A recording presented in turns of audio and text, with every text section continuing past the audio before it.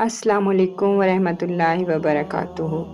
نبی کریم صلی اللہ علیہ وسلم کے بڑے نواسے جنتی نوجوانوں کے سردار حضرت امام حسن مجتبیٰ رضی اللہ تعالیٰ عنہ کی شہادت کے بارے میں یہ واقعہ تاریخ کے سب سے دردناک سانحات میں سے ایک ہے۔ حضرت امام حسن کی ولادت 15 رمضان المبارک 3 ہجری کو ہوئی۔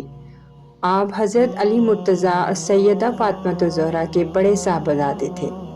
رسول اللہ صلی اللہ علیہ وسلم آپ سے بے پناہ محبت فرماتے، اکثر آپ کو اپنی آغوش میں اٹھاتے، بوسہ دیتے اور دعا کرتے، اے اللہ، میں حسن سے محبت کرتا ہوں، تو بھی اس سے محبت فرما۔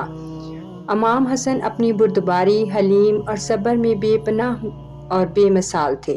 اگر کوئی شخص آپ پر سخت کلام کرتا تو آپ مسکرا کر جواب دیتے۔ مدینہ کے لوگ آپ کو کریم اہل مدینہ کہا کرتے۔ حضرت علی کے بعد جب آپ کی خلافت ملی تو امت میں فتنہ اور اختلاف بڑھنے لگا۔ مسلمانوں کے خون کو بہنے سے بچانے کے لیے آپ رضی اللہ تعالیٰ عنہ نے خلافت سے دستبرداری اختیار کر لی، اسی لیے آپ کو امام صلح کہا جاتا ہے۔ لیکن بدقسمتی سے سیاسی سازشوں اور دنیاوی لالچ کے نتیجے میں آپ کے خلاف منصوبہ بنایا گیا۔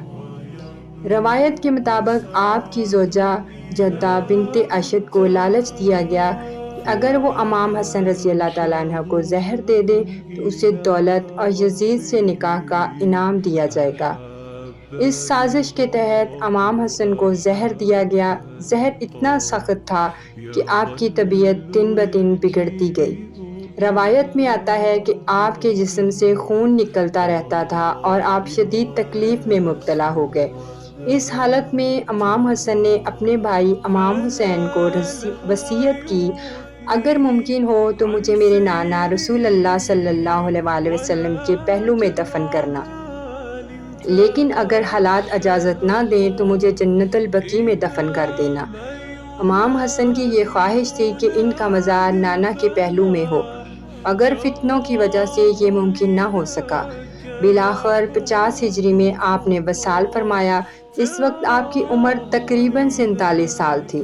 آپ کو جنت البقیع میں سپرد خاک کیا گیا، جہاں آج بھی لاکھوں مسلمان زیارت کے لیے حاضر ہوتے ہیں۔ حضرت امام حسن کو زندگی اور شہادت ہمیں یہ سبق دیتی ہے کہ حق اور اتحاد کی خاطر دنیاوی لالچ کو ٹھکرایا دینا اصل کامیابی ہے۔ صبر اور حلیم کے ساتھ مشکلات برداشت کرنا اہل بیت کا شیوا ہے۔ اگر دنیاوی طاقت اور اقتدار کی حقیقت کچھ نہیں، اصل کامیابی اللہ اور اس کے رسول کی رضا ہے۔